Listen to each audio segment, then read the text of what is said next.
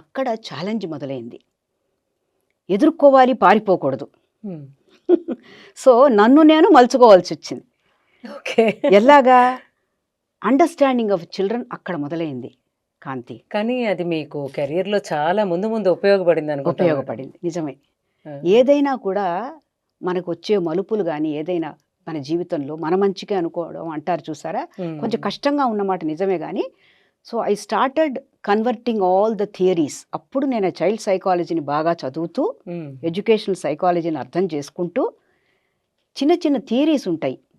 అంటే ఇద్దరు పిల్లలు ఒకళ్ళు కాదు, every child is unique and different అనేది థియరిటికల్గా తెలియడం వేరు. ఒక 35 మంది పిల్లలతో వాళ్ళని హ్యాండిల్ చేస్తూ ఒక్కొక్క చైల్డ్కి చైల్డ్ నీడ్స్ని బట్టి మనము మన బిహేవియర్ని మార్చుకుంటూ మన మనస్తత్వాన్ని కూడా మార్చుకుంటూ వాళ్ళని హ్యాండిల్ చేయడం వేరు.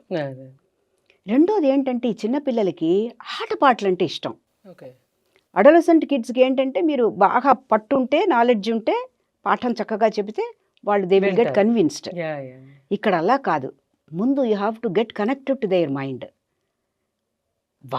వాళ్ళ మనస్తత్వం ఏమిటో అర్థం చేసుకోవాలన్నమాట. అందుకని యాక్షన్ రీసెర్చ్ అని చేశాను ఒక 10 సంవత్సరాలు.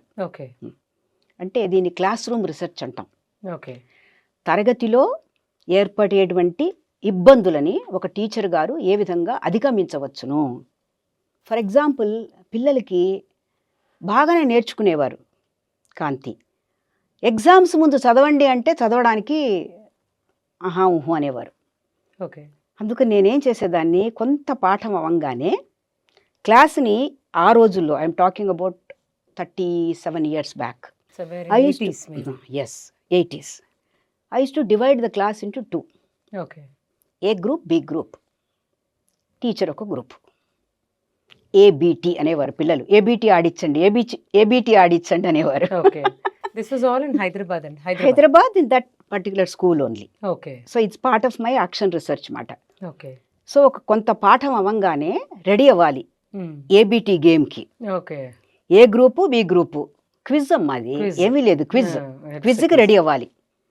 నేను I use to maintain the scores. ఏ గ్రూప్కి ఫస్ట్ క్వశ్చన్ ఇస్తే చెప్పలేకపోతే బికి వెళ్ళిపోతుంది. సో ఏలో చెప్పిన వాళ్ళు మళ్ళీ చెప్పకూడదు. I use to put certain rules so that ఈ కొంచెం స్లోగా నేర్చుకునే పిల్లలు ఉంటారు చూసారా, లేదా బాగా తెలుస్తుంది కానీ మనస్తత్వం ఎలా ఉంటుందంటే వాళ్ళు చాలా దే ఆర్ ఇంట్రావర్ట్స్ అనమాట, గమ్ముని చెప్పరు ఆన్సర్లు. అలాంటి వాళ్ళని వాళ్ళ అటెన్షన్ని డ్రా చేయడానికి ఒక ఛాలెంజ్ పెట్టేదాన్ని 2 గ్రూపులకి కూడా. చెప్పిన వాళ్ళు చెప్పకుండా ఉంటే 2 స్కోర్లు, చెప్పిన వాళ్ళే చెబితే 1 స్కోరు.